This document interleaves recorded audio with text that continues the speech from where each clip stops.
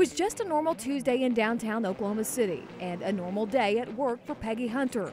She works in the gift shop at the Myriad Botanical Gardens, and she's a big-time Beatles fan. I am a Beatles fan. Yes, I am.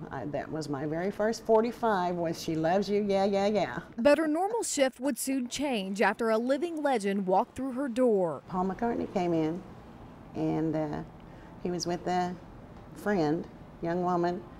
They came in, and they were looking at the candy.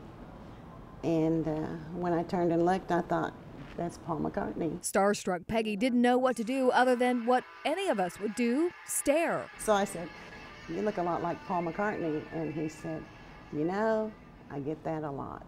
And I just laughed and I said, yeah, I bet you do. And, you know, then we spoke about caramels. They wanted to know which one was the best and just talked about caramels. After scoping out the garden, Sir Paul and his female friend booked a room at the Skirvin Hilton, but then needed a place to go eat. Nona's in Bricktown then got a phone call. It was totally unexpected.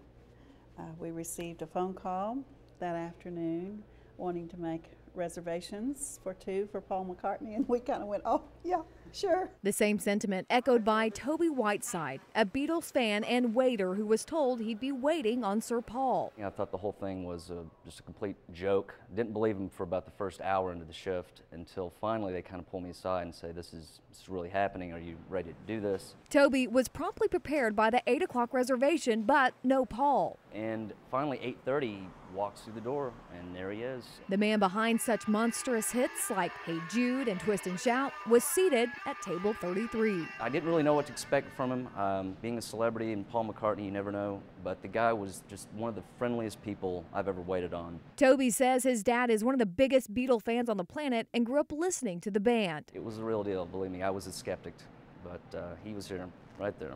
I think it's nice that people will, you know, let them just be people and relax and see how the rest of us live.